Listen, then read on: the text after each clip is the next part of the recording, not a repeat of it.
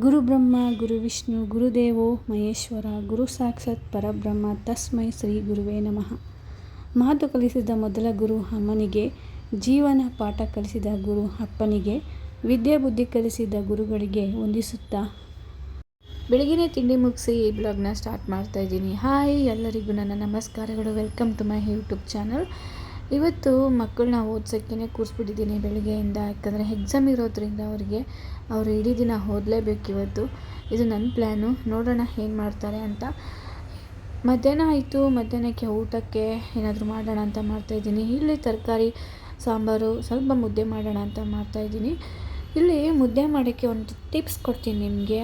ಮುದ್ದೆ ಚೆನ್ನಾಗಿ ಬರಬೇಕು ಅಂದರೆ ನೀರು ಹಾಕ್ಬಿಟ್ಟು ಪಾತ್ರೆಗೆ, ಅದಕ್ಕೆ ಒಂದು ಬೌಲ್ಗೆ ಸ್ವಲ್ಪ ನೀರು ಹಾಕಿ ಅದನ್ನು ಕುದೀತಾ ಇದ್ದಾಗ ಸ್ವಲ್ಪ ಹಿಟ್ಟನ್ನ ಕಲಸಿ ಅಲ್ಲಿಗೆ ಹಾಕಿ ಮಿಕ್ಸ್ ಮಾಡಿ, ಅದು ಕುದೀತಿದ್ದಾಗ ಹಿಟ್ಟನ್ನ ಹಾಕಿ ಒಣಸಿ, ತಿರ್ಗಾ ಅದನ್ನು ಒಣಸಿ ಆದಮೇಲೆ ಮತ್ತೆ ಪಾತ್ರೆ ಚೆನ್ನಾಗಿ ಒಣಗಿಸ್ಬೇಕು. ಒಣಸಿದ್ರೆ ಮುದ್ದೆ ತುಂಬ ಚೆನ್ನಾಗಿ ಬರುತ್ತೆ.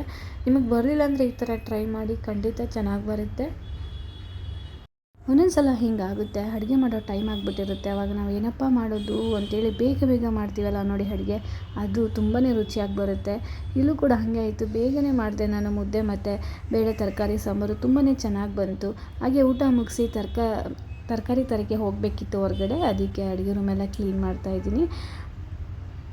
ಹಾಗೆ ನನ್ನ ಮಗಳು ಕೂಡ ನಾನು ಬರ್ತೀನಮ್ಮ, ಸ್ವಲ್ಪ ಬುಕ್ಸು ಮತ್ತು ಪೆನ್ಸಿಲ್ ತೊಗೋಬೇಕು ಅಂತ ಹೇಳಿದ್ಲು. ಸರಿ ಬಾ ಅಂತೇಳಿ ಇಬ್ಬರು ಕೂಡ ಮಾರ್ಕೆಟ್ಗೆ ಹೋದ್ವಿ. ಹಾಗೆ ಅದನ್ನು ತೊಗೊಂಡು ಬರ್ತಾ ಇದ್ವಿ. ಆದರೆ ತುಂಬಾ ಹೊರಗಡೆ ಬಿಸಿಲಿದೆ, ಆದರೆ ಗಾಳಿ ಬೀಸ್ತಾ ಇದೆ.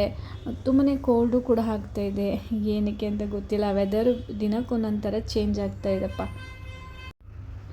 ಇಬ್ಬರು ಹಾಗೆ ತೊಗೊಂಡು ಮಾತಾಡ್ತಾ ಮನೆಗೆ ಬಂದ್ವಿ. ಜಾಸ್ತಿ ಏನು ತರಕಾರಿ ತೊಗೊಳ್ಳಿಲ್ಲ, ಸ್ವಲ್ಪ ತೊಗೊಂಡೆ. ಏನೇನು ತೊಗೊಂಡೆ ಅಂತ ನಾನು ಮನೆಗೆ ಹೋದ್ಮೇಲೆ ತೋರಿಸ್ತೀನಿ. ಈ ಮಾರ್ಕೆಟು ನಮ್ಮ ಮನೆಗೆ ಹತ್ತಿರ ಇದೆ, ಸೊ ವಾಕಬಲ್ಲು. ಅದರಿಂದ ನಾವು ದೊಡ್ಡ ಮಾರ್ಕೆಟ್ಗೆ ಏನು ಹೋಗಲ್ಲ, ದೇವರಾಜು ಅರಸ ಮಾರ್ಕೆಟ್ಗೆ ಹೋಗಲ್ಲ. ನಾವು ಇಲ್ಲ ಚಿಕ್ಕ ಮಾರ್ಕೆಟ್ಗೆ ಬಂದು ತೊಗೊತೀವಿ.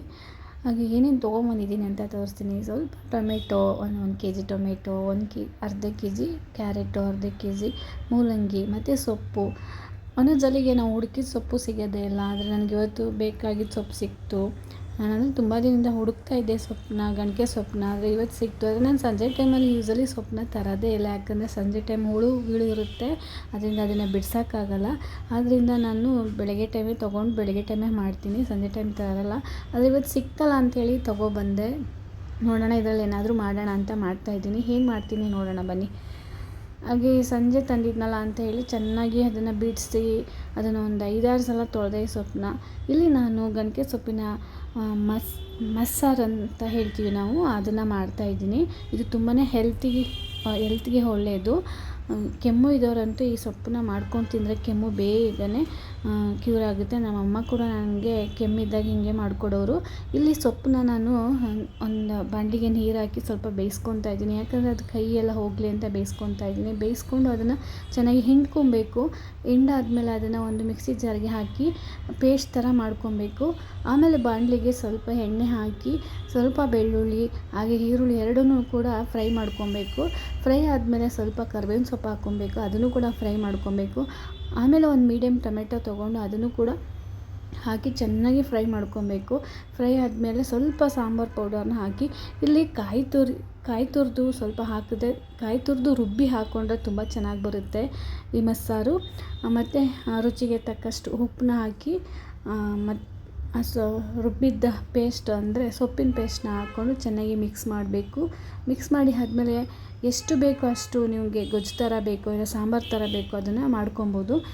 ಆಮೇಲೆ ರುಚಿಗೆ ತಕ್ಕಷ್ಟು ಉಪ್ಪು ಹಾಕಿದ್ರೆ ಗಂಟೆ ಸೊಪ್ಪಿನ ಮಸ್ಸಾರು ರೆಡಿಯಾಗುತ್ತೆ. ನಾವಂತೂ ತಿಂದ್ವಿ, ಚೆನ್ನಾಗಿತ್ತು. ಮತ್ತು ಇದರಲ್ಲಿ ತುಂಬಾ ಆರೋಗ್ಯದ ಗುಣಗಳಿದೆ. ಅದರಿಂದ ಸಿಕ್ಕಿದಾಗ ನೀವು ಕೂಡ ಅವಾಗವಾಗ ಬಳಸ್ತಾ ಇರಿ, ಸಿಕ್ಕಿದಾಗ ಬಿಡಬೇಡಿ. ಇಡೀ ದಿನ ಮಕ್ಕಳಿಗೆ ಓದಿಸಿದ್ದಾಯಿತು, ಬರೆಸಿದ್ದೇ ಆಯಿತು. ಎಕ್ಸಾಮ್ ಇರೋದ್ರಿಂದ ಮಾಡಲೇಬೇಕಿತ್ತು. ಅಂತೂ ಇಂತೂ ಈ ದಿನ ಮಕ್ಕಳ ಆಟ ಪಾಠ ಜೊತೆ ಎಲ್ಲ ಕಳೆದಿದ್ದಾಯಿತು. ಒಂದು ಸಲ ಟ್ರೈ ಮಾಡಿ, ತುಂಬಾ ಚೆನ್ನಾಗಿ ಬಂದಿತ್ತು. ನಾವು ಕೂಡ ತಿಂದ್ವಿ. ಹಾಗೆ ಊಟ ಎಲ್ಲ ಮುಗಿಸಿ ತರಕಾರಿ ಎಲ್ಲ ಎತ್ತಿಟ್ಬಿಡೋಣ ಅಂತ ಎತ್ತಿಡ್ತಾ ಇದ್ದೀನಿ.